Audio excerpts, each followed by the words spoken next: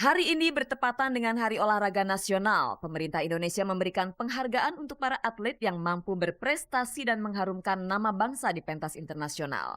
Di antaranya Taufik Hidayat, pebulu tangkis yang berhasil meraih medali emas di Olimpiade Yunani dan IBF, serta Alexandra Asma Subrata, pembalap Formula Wanita pertama Indonesia yang berhasil tercatat sejarah sebagai satu-satunya wanita peraih juara sejak digelarnya Formula Campus di Inggris, Asia, dan Eropa pada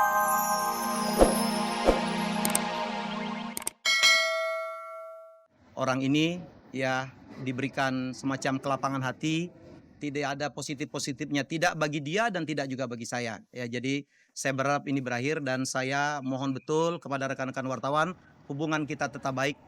Ya, saya berharap ini pelajaran yang sangat berharga kepada saya. Jadi bahwa ya di luar sana ada aja orang-orang yang punya motif yang kita tidak tahu.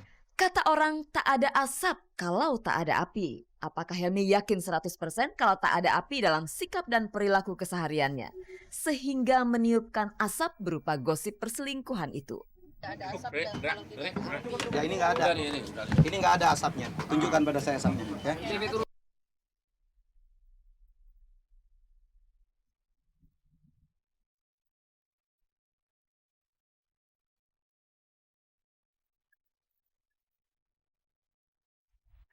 Pemirsa, hari ini adalah Hari Olahraga Nasional. Di hari khusus untuk insan olahraga ini, semestinya kita harus bertanya, kenapa banyak sekali mantan atlet nasional yang hidupnya merana setelah pensiun? Kita memang harus mengelus dada melihat atlet yang dulu dielu-elukan di masa jayanya, tetapi terlunta-lunta di masa tuanya. Siapa yang harus disalahkan?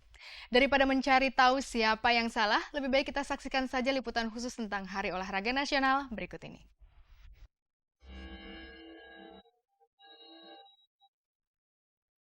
Hari ini bertepatan dengan Hari Olahraga Nasional. Pemerintah Indonesia memberikan penghargaan untuk para atlet yang mampu berprestasi dan mengharumkan nama bangsa di pentas internasional.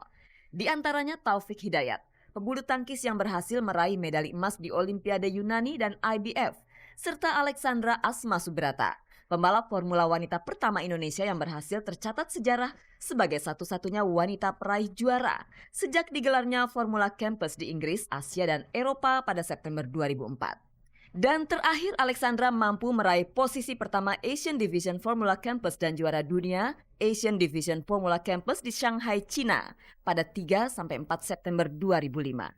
Bangga sih nggak biasa aja, maksudnya ya semua orang aku yakin bisa gitu asal mereka mau usaha gitu. Alhamdulillah punya banyak sponsor, dukungan gitu. Jadi aku bisa terus berprestasi lah gitu, nggak kekurangan. Belum ada yang pasti juga ya, maksudnya yang langsung ngomong dapat penghargaan. Sudah sepantasnya pebulu tangkis muda Taufik dan pembalap remaja Alexandra menerima tanda penghormatan itu. Meski tidak sefenomenal mereka, petenis Angelique Wijaya terus gigih mengayun raket demi meraih prestasi. Kalau kita menyaksikan perjalanan sejarah keolahragaan tanah air, sudah banyak atlet-atlet nasional yang mendapat penghargaan serupa. Tapi sayang, tak jarang kesejahteraan mereka di saat pensiun kurang diperhatikan.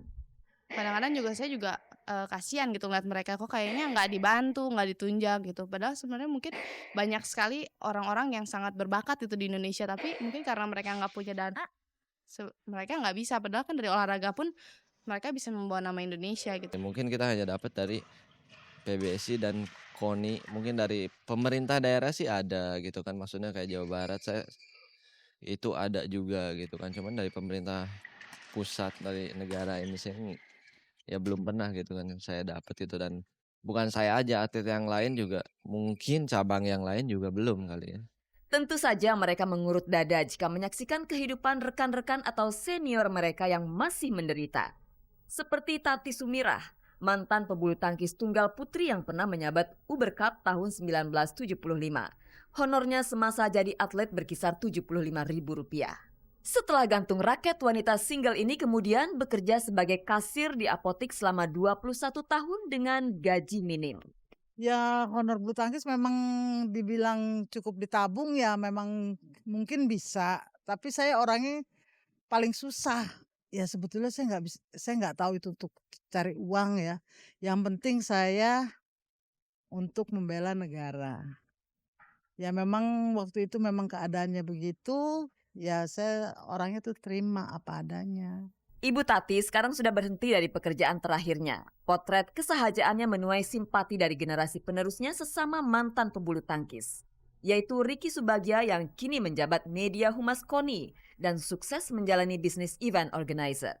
Di samping tentunya kalau turnamen ya, pertandingan itu kan memang ada prize money ya, dan uang kontrak juga ada ya. Tetapi setelah kita pikirkan setelah dari atau pensiun dari bulu tangkis ini atau dari cabang-cabang lain ya yang memang menggeluti olahraga, ini memang masih belum dapat penghargaan ya dari pemerintah secara betul-betul menghargai sebagai atlet. Di tengah kekecewaan para atlet atas kekurang pedulian pemerintah terhadap masa depan mereka, setidaknya setitik harapan muncul karena dalam waktu dekat pemerintah beserta wakil rakyat akan segera mensahkan undang-undang olahraga yang di dalamnya memuat tunjangan pensiun bagi mantan atlet. Ya saya bersyukur ya terus terang aja.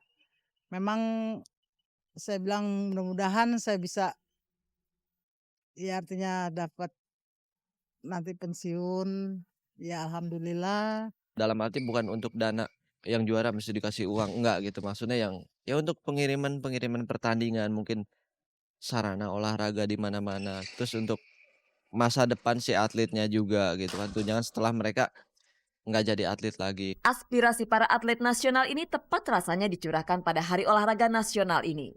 Kita sebagai pendukung yang setia menyemangati serta menyaksikan aksi mereka tentunya tak ingin jika kondisi keolahragaan kita carut marut layaknya tawuran yang sering terjadi di lapangan hijau. Jadi ya saya sih saranin harus bisa lebih lebih menghargai atlet lah ya. Maksudnya untuk di masa depannya juga harus lebih diperhatikan.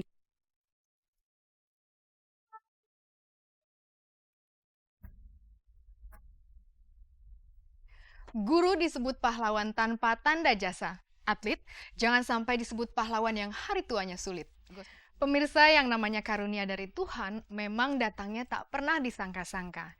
Anda pasti masih ingat, baru sebulan kemarin Ussy Sulistiawati melangsungkan pernikahannya. Sementara beberapa bulan sebelumnya Ussy sempat menjalani operasi kista. Anda mungkin mengira Ussy pasti akan sulit mendapatkan keturunan. Perkiraan Anda salah, pemirsa. Karena kini Ussy sudah hamil muda. Mari kita sapa Ussy dengan kehamilannya. Berikut persiapannya untuk menggelar resepsi pernikahan.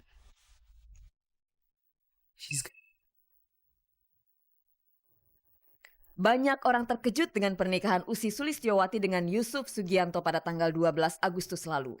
Wartawan juga sempat terkecoh karena kabar yang beredar Ussy akan menikah pada tanggal 16 September.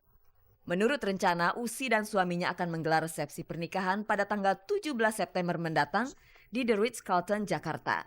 Kali ini wartawan tak akan terkecoh lagi, karena tanggal 17 September itu didapat dari surat undangan resepsi pernikahan Ussy dan Yusuf Sugianto. Kabarnya resepsi pernikahan mereka akan digelar besar-besaran. Undangan sih kurang lebih, aku nyebarin undangan tuh sekitar 2.000. Enggak, sebenarnya sih kalau dibilang besar-besaran, aku rasa sih nggak juga ya, tapi mungkin ya karena aku nggak tahu lah karena apa, tapi orang ngeliat besar-besaran biasa aja sih, sebenarnya sama aja sama yang lain. Di tengah kesibukan mempersiapkan resepsi pernikahannya, Ussy harus benar-benar menjaga kebugaran fisiknya. Sudah ada calon jabang bayi di rahim Ussy. Ussy tentu amat mensyukuri kehamilannya mengingat Ussy pernah menjalani operasi kista. Ya alhamdulillah dapat keajaiban lagi, aku bisa cepat hamil. Sekarang udah masuk minggu ke berapa sih, ke 6 apa ya kalau nggak salah tuh, ke 5 atau ke 6.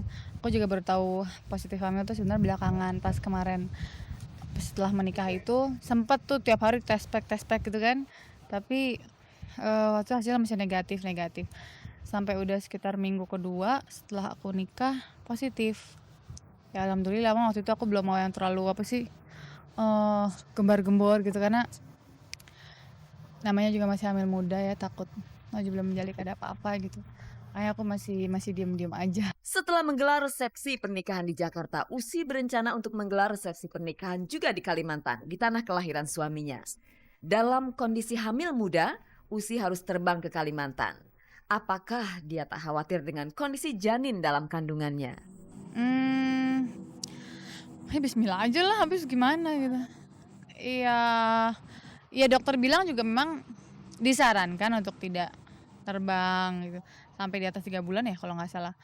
Cuman, ya gimana, di sana juga harus dijalanin kan.